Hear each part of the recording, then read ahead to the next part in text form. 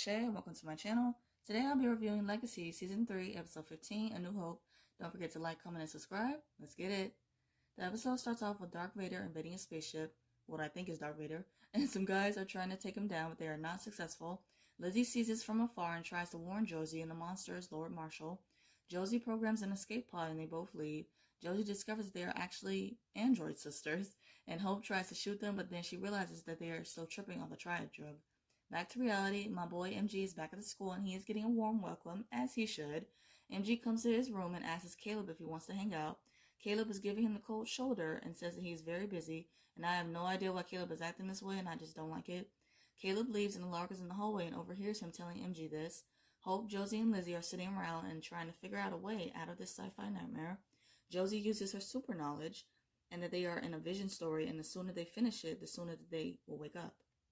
Josie uses the chip that's on her face and it shows a hologram of Alaric, leaving a message for her and Lizzie. He says that he needs to find the Star Sword, which is the only weapon to kill Lord Marshall.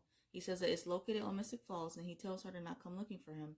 Hope, Lizzie, and Josie decide to go to town and ask around. Back to reality, Alaric asks Caleb and MG to his office and he has a plan for them to do something together, seeing as how Caleb is avoiding spending time with him. Lizzie, Hope, and Josie arrive to town and there's a monster who is requiring a password to come into the town. The monster threatens to shoot them and says the password, which is Gandalf forever. Josie and Hope are surprised to know that Lizzie knows this, and Lizzie says that she wrote the story when she was 11. The girls are in town and all the monsters are having a good time. Lizzie says that all the stuff happening in the story is things that she liked in movies or TV shows when she was younger. Hope tells Lizzie to tell them what happens next, and a monster comes with drinks for them. The drinks are from Ethan, but his name in this sci-fi is Doc Ramo. Lizzie totally has a thing for him and it's super funny. MG and Caleb are in the woods and they have to bury the Wendigo deceased corpse. MG gets the feeling that Caleb is mad at him, but Caleb says that he's fine. MG asks if he wants to camp out in the woods, and Caleb says that he will pass. They both hear a noise coming from the trees, and it's Jed with beer and snacks. Jed and Caleb do this handshake thing, and Jed thanks MG for letting him tag along. MG says that Caleb didn't mention it, and Caleb and Jed leave and let MG bury the body.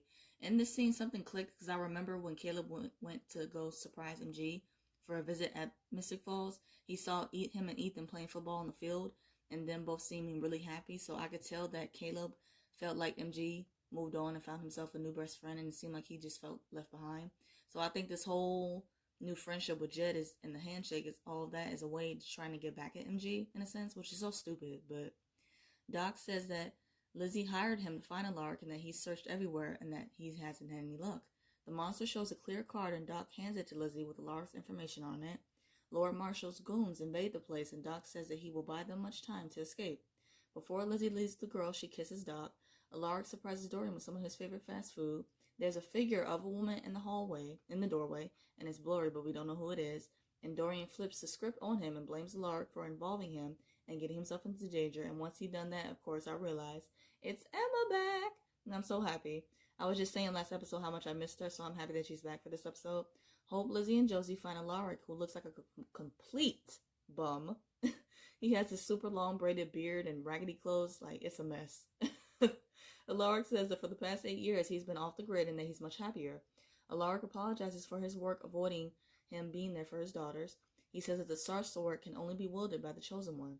Josie tells them that they all have to leave, and she remembers something from Alaric's story. Josie realizes that they have had the Star Sword this whole time. They all try to see if they are the Chosen One to activate the Star Sword, but it doesn't work. The goons show up again, and turns out that their own father, Alaric, betrayed them. What? He says Lord Marshall's plan to restore the galaxy is better than his plan. He tells the goons to take them away. Josie, Lizzie, and Hope are shackled, and they are all talking about Alaric betraying them in her story. Lizzie says that seeing Alaric like that reminded her of how she felt writing the story. She says that she was afraid that they couldn't count on him because if it came down to choosing between them and Hope, Alaric would always choose Hope. Hope says that she wasn't even supposed to be in the story, and Lizzie says that Hope was supposed to be in the suit of armor and that she is Lord Marshall. There is a great and funny transition of Alaric in reality saying that he is not the villain, but in the sci-fi nightmare, he actually is the villain because he betrayed them, so that was funny. Emma's going off on Alaric for getting Dorian hurt, and he says that Dorian willingly volunteered. They hear a noise from the hallway, and Dorian's wound is opening up, and he comes clean with Emma that a Wendigo attacked him. MG confronts Caleb and asks him why did he bring Jed on the trip when he doesn't even like him like that. Facts. Caleb says that he is mad because his decision of MG after he left the school. MG says that him using his vampire powers for good, while Caleb was being Switzerland. Caleb uses his speed to run away. MG catches up to him. They both find the Wendigo corpse is no longer in the ground. Both Josie and Hope mention how they thought that Hope hated them, and the fact that Alaric disappeared from their lives to keep an eye on Hope. Lizzie says that she felt invisible and needed so much attention from Josie, while she became the one to pick up the pieces. Hope apologizes, and Josie apologizes as well for them not knowing what Hope was going through back then. Hope questions who was in the armor then, and Lizzie says that she never finished writing her story. They see someone from the ceiling, and it's a little girl who says that she is there to save Hope. The little girl shows Josie, Hope, and Lizzie her hideout for her plan for revenge on the Galactic Dominion. Hope asks the little girl for some water, and she realizes that it's a younger version of herself, but a younger Hope Marshall. Hope says that she wrote a prequel to Lizzie's story. She says that she overheard Josie talking about it to some other witches, and they were laughing about her being the villain. She says that she was so upset, which is why she set the woods on fire. Emma found Hope and told her to write her own story, but she could be the hero and all three of them could be friends. They all have this very cute moment of them being afraid to share embarrassing things with each other. Little Hope tells Josie that she protects people, and that Lizzie is smarter than everyone thinks, and that she could find a way into Lord Marshall's throne room. Hope says that she is a scavenger. Little Hope says that scavengers are good in the fight. Lizzie asks what's in the armor, and Little Hope says that it's a hollow. Back to reality, Jed tells them to not panic, and Caleb makes a comment that they should panic because if they have to rely on his comprehension skills, they're screwed. Caleb says that all of this is a setup for Alaric to get them to work together. MG says that Alaric wouldn't manipulate them like that, and Caleb says that this was all just to get them to like each other again. Caleb says that Jed and MG can stay, but that he is going home. Hope says that once the hollow is gone, her mother and father will come back. Hope says that defeating the hollow doesn't bring her family back. She tells her that the hollow has already been defeated and that she knows what she has to do. Hope says that she's been avoiding this for too long and that it's time.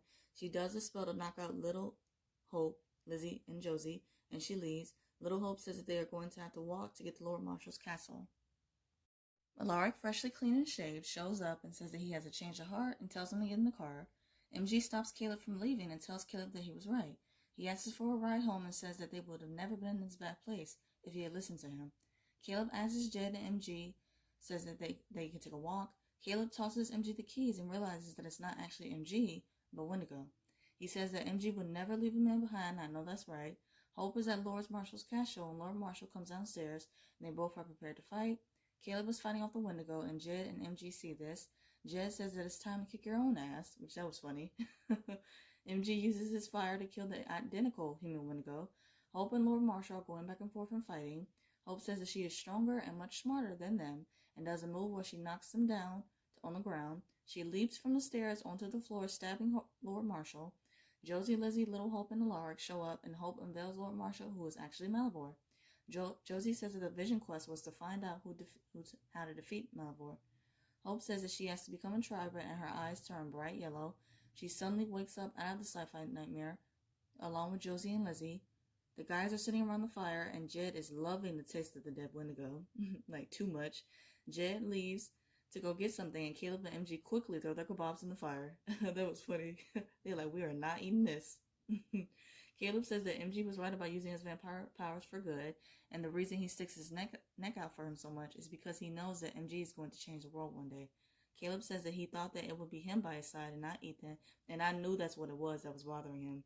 Caleb asks MG for some advice about Cleo, and MG tells him that he's got it bad.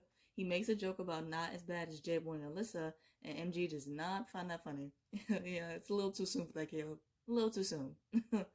MG says that Alaric sent them on their first mission, and they crushed it. They do this little dance, and it's super adorable. They hug, and they tell each other that they love each other. This brotherhood moment was so sweet, and I loved it so much. Jed comes back, and he inserts himself into the bro moment and gets into the hug. That was funny. Alaric and Emma talk, and they both apologize for the things that they said earlier. Alaric mentions how his daughters are supernatural. This is the world that he lives in, and the only way to get through it is together. He says that despite what she may think, he does have Dorian's back, and if Emma wants him to stay away from him, then he will do that.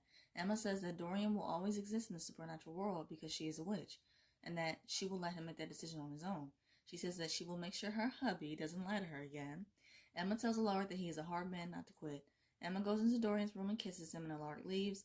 Hope, Lizzie, and Josie have an honest conversation about her becoming a tribute. Hope says that she has been the loophole to Malivore and that she has just been ignoring it for so long.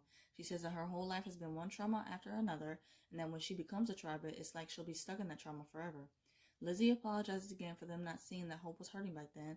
She mentions that they are all completely different people, different, better people than they once were. She tells Hope that she can be whatever she wants to be, and Hope replies that the universe is telling her the opposite. She says that she feels responsible for every time a monster comes, knowing that she can stop it. Josie says that they won't let Hope go through this alone, and they all hug. I love their friendship. Hope sees monster footprints, and they follow it to Andy's cabin. They hear a noise coming from the shower, and who comes out? Surprise, surprise, it's Clark back in the flesh. The episode ends with Clark asking them how did they sleep, and it's about to go down. I can already feel it. To wrap up this video, I'm going to do 3 quick things. First, my quick thoughts on the episode. This episode, it was alright. It definitely wasn't my favorite, and I didn't care for the Star Wars thing, because I just never watched it, and never will. Second, my thoughts on next week's promo. It shows them all being on a mission. Caleb asking MG why would Landon team up with Cleo to steal a piece of art. Hope barges into a room with Cleo and Landon and asking them what were they doing. Third, I'm going to do a quick rapid fire of the episode.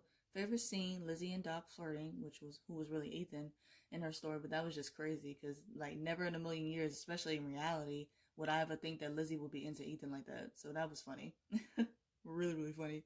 Favorite quote, Ninjas in Space? Seriously? By Josie. That was hilarious. Favorite duo, Caleb and MG. I loved how it did like a 360 and it showed them at odds in the beginning, or more so Caleb at odds with MG. And then of course in the end they came back together and their brotherhood is stronger than ever. So I love their friendship so much. Favorite look, Lizzie in that 2-piece ensemble she was wearing in her sci-fi story. It was everything. She looked so beautiful. WTF moment, Alaric betraying his daughters to help with Lord Marshall's evil plan.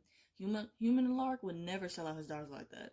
But thankfully it was just a story. So I hope you guys enjoyed my review of Legacies. I review other shows like All American, Riverdale, Good Trouble, and some other stuff.